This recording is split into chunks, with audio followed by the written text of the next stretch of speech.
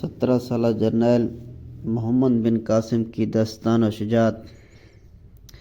محمد بن قاسم کو سندھ کس لیے بھیجا اور کیوں بھیجا، جانیے ہماری چینل پر اول سے لا کر آخر تک قسطوں میں۔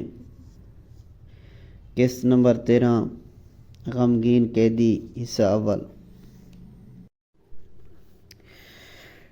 بد سرشت راجہ دہر تہرا کو الور لے کر پہنچ گیا۔ اس نے تمام راستے اسے پھسلانے اور ورغلا کر اسے ہموار کرنے کی کوشش کی تھی، مگر تہرا نے اس سے بات تک نہ کی تھی۔ راجہ دہر عربی زبان سے بالکل نا واقف تھا اور تہرا کی مادری زبان عربی ہی تھی، مگر وہ کئی سال سرندیب میں رہ رہی تھی، اس لیے ہندو کی زبان سے بھی واقف ہو گئی تھی اور بڑی فصاحت سے اس زبان میں بھی گفتگو کر سکتی تھی۔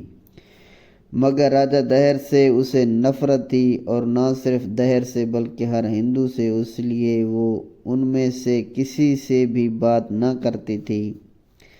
جب وہ الور پہنچا تو اس نے تہرا کو راج محل کے ایک پرتکلف کمرے میں جا ٹھہرایا اور کئی ایک کنیزیں اس کی خدمت پر مامور کر دی، نیز ایک بڑھیا کو بھی اسے سمجھانے اور بہکانے پر مقرر کر دیا۔ اسی دوران میں حجاز کا سفیر ہارون آیا اور راجہ نے اسے نہایت مغرورانہ جواب دے کر رخصت کر دیا۔ غم نصیب تہرا کو اس کے آنے کی خبر بھی نہ ہوئی، اور اگر خبر بھی ہوتی تب بھی وہ کچھ نہ کر سکتی تھی، چونکہ اسے راج محل سے باہر آنے کی اجازت نہ تھی۔ دہر نے اس لیے پیش و بہا جوہرات کے زیورات اور 20 ریشمین ساڑیاں اور شلوکے بھیج دیے تھے۔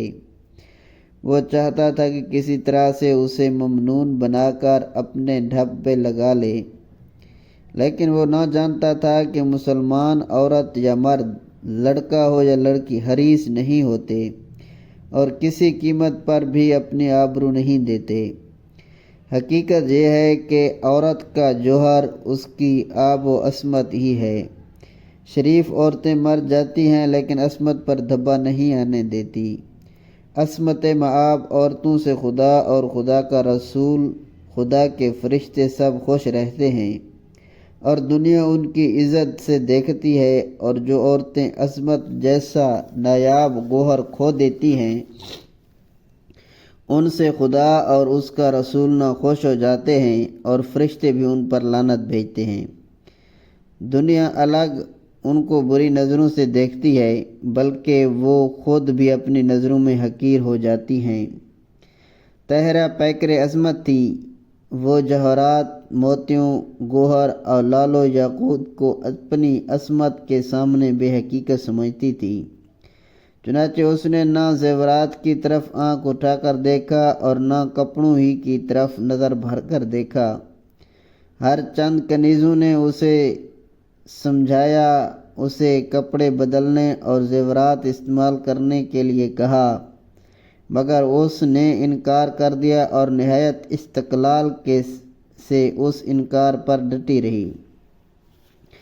وہ ہندو کے ہاتھ کا کھانا بھی پسند نہ کرتی تھی۔ اسے معلوم تھا کہ تمام ہندو بتوں کی پرستش کرتے ہیں، مشرک ہیں، خدا کی کوئی بھی پوجا نہیں کرتا، اور پروردگار عالم مشرکوں کو نجس قرار دیتے ہیں، جیسا کہ قرآن شریف میں ارشاد ہوتا ہے، بے شک مشرک ناپاک ہی ہیں۔ سورۃ توبہ۔ ناپاک شخص کی تیار کی ہوئی چیز بھی ناپاک ہی ہوتی ہے، اس لیے اس کا جی ان کے ہاتھوں سے تیار کی ہوئی چیزوں کے کھانے کو نہ چاہتا تھا، لیکن وہ مجبور تھی۔ اگر اسے خشک رسد دے دی جاتی تو وہ خود تیار کرا لیتی تھی، مگر خشک چیزیں اسے نہ دی جاتی تھیں اور وہ بامر مجبوری بڑی کراہت کے ساتھ ان کے ہاتھ کا تیار ہوا کھانا کھاتی تھی۔ ہندو راجہ کے محل میں آ کر بھی اس نے ایک وقت کی بھی نماز قضا نہ ہونے دی۔ جب نماز کا وقت ہوتا، وضو کر کے نماز پڑھ لیتی۔ باندیاں اسے حیرت سے نماز پڑھتے ہوئے دیکھتی۔ جب کئی روز گزر گئے اور طاہرہ کی مرضی پر چلنے کو تیار نہ ہوئے تو اس نے رانی لادی کو اسے ہموار کرنے کے لیے آمادہ کیا۔ ہم لکھ چکے ہیں کہ رانی لادی نہایت نیک، بھولی اور صاف گو اور اس کے ساتھ ساتھ نہایت خوبصورت بھی تھی۔ وہ طاہرہ کی ہم عمر تھی۔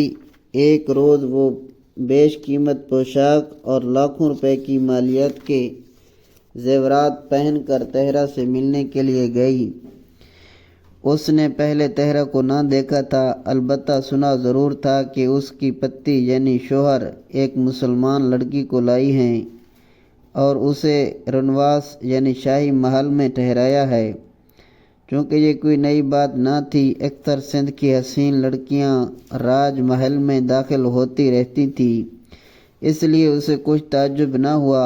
جب وہ طاہرہ کے کمرے کے قریب پہنچی تو اس نے اسے نماز پڑھتے ہوئے دیکھا تو اسے بڑی حیرت ہوئی اور وہ ٹھٹک کر کھڑی ہو گئی اور متعجب نظروں سے اسے دیکھنے لگی۔ اس نے باندیوں سے دریافت کیا، یہ کیا کر رہی ہے؟ ایک باندی نے جواب دیا، نماز پڑھ رہی ہے۔ لادی نے حیرت سے باندی کی طرف دیکھتے ہوئے کہا، نماز کیا ہے؟ باندی، خدا کی عبادت کر رہی ہے۔ لادی، واہ واہ! اور اس کے آگے نہ پتھر کا خدا ہے نہ سونے کا، جب کوئی مورتی ہی نہیں ہے تو یہ سجدہ کیسے کر رہی ہے؟ باندی، حضور یہ مسلمان ہے، مورتی پوجن یعنی بت پرستی کو برا بتاتی ہے، اس لیے اس سے دیوی اور دیوتا ناراض ہو گئے ہیں اور اسے قید و بند کی تکلیفیں اٹھانے کے لیے یہاں بھیج دیا ہے۔ چونکہ باندی طاہرہ کے پاس رہتی تھی اس لیے وہ خدا پرستی کے متعلق بہت کچھ واقف ہو گئی تھی، اور جب صبح کے وقت طاہرہ قرآن شریف پڑھتی تھی تو وہ اور اس کے ساتھ دوسرے تمام باندیاں نہایت سکون سے بیٹھ کر سنا کرتی تھی۔ باندی، حضور